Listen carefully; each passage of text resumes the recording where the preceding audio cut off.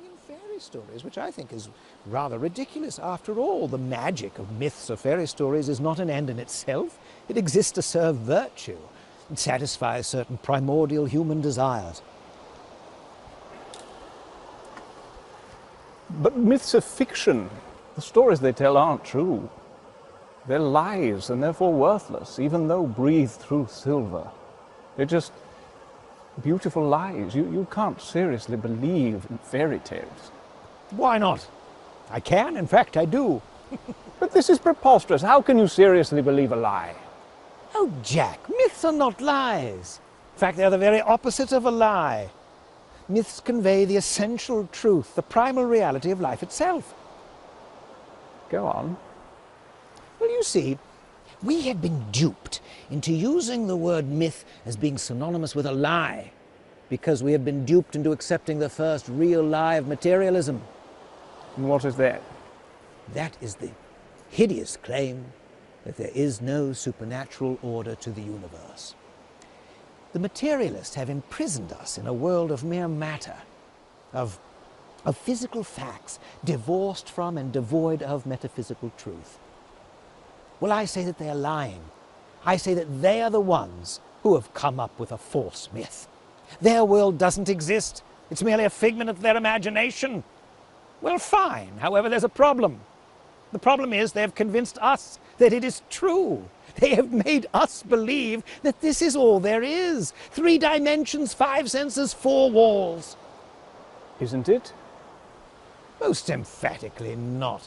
Jack, the 4 walls of materialism are the 4 walls of a prison, and the materialists are our jailers. Don't you see? They've put us in a prison of 4 walls. They don't want us to see what's beyond those walls. They don't want us to discover what lies outside their narrow philosophy. Worse than that, they think that any attempt to escape from the prison is an act of treason.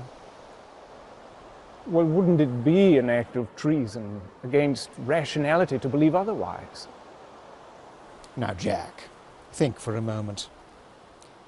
How can it be wrong for a prisoner to think of things that exist other than walls or jailers?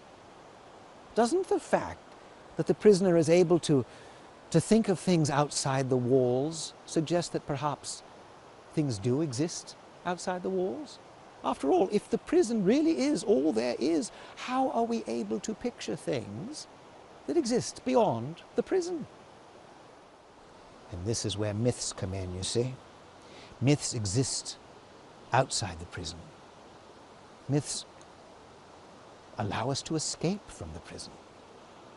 Or if we are not able to escape, at the very least they allow us to catch a fleeting but oh so powerful glimpse of the beauty that lies beyond the walls.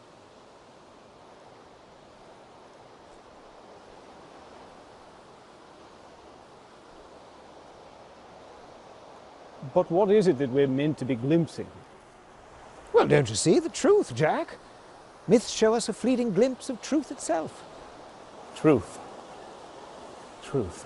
What on earth is this truth that you're talking about? Quid est veritas? What is truth? I'm glad to see that you've entered into the spirit of the myth, Jack. You've just cast yourself into the role of Pilate. Pilate? Oh, I see. You're able to believe in the lesser myths because you've already accepted the big one. Once you accept the big myth, the lie of Christ, it's easy to accept the smaller ones. All right, Tollers, I'll play the role of Pilate. I'll wash my hands of the whole nonsense.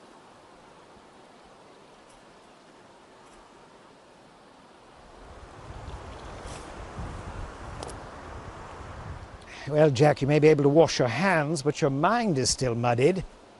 You're not thinking clearly at all, old chap. You're acting as if myths are mere arbitrary inventions of fiction, as if we pull them out of thin air. But what you don't understand is that we make things by the law in which we are made. We create because we are created. Creativity, imagination is God's imageness in us. We tell stories because God is a storyteller. In fact, He is the storyteller. We tell our stories with words. He tells His story with history. The facts of history are His words, and providence is His storyline.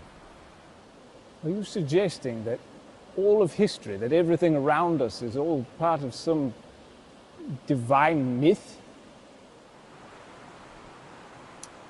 We are all part of His story. This very conversation is part of His story. But perhaps it isn't His story, perhaps it's only your story. How can you know that your story, the story that you believe, the Christian story, is any more real than the other stories? But don't you see, it isn't my story, it's His story. You're acting as if Christianity is one myth among many. It's not, it's the true myth. Christianity really happened. Jesus really existed, so did Pilate. And yet it is this true story that makes sense of all the other stories. It is the archetype. It is the story in which all the other stories have their source, and the story to which all the other stories point. It has everything. It has catastrophe and its opposite, what we might call eucatastrophe. It has the joy of the happy ending, the sudden joyous turn in the story that is essential to all myths. It has to a sublime degree this joy of deliverance, this evangelium, this fleeting glimpse of the real joy, to which all other joys are but a distant echo.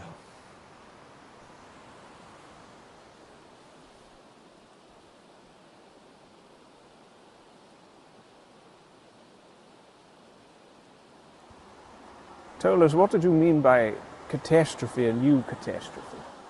Well, for example, it has the catastrophe of the fall and the eucatastrophe of the redemption. It has the catastrophe of the crucifixion and the eucatastrophe of the resurrection. It has everything man's heart desires, because it is being told by the one who is the fulfillment of desire itself. It is a story that begins and ends in joy. But just because a story brings joy, it doesn't necessarily follow that it's true. There are many joyful myths. They all seem rather flimsy to me and ring rather false. And yet this story has the inner consistency of reality. There is no tale ever told that men would rather find was true, and none which so many skeptical men have accepted as true on its own merits. Perhaps it's just a very well-written artifice. This story has the supremely convincing tone of primary art, not fiction, but of creation.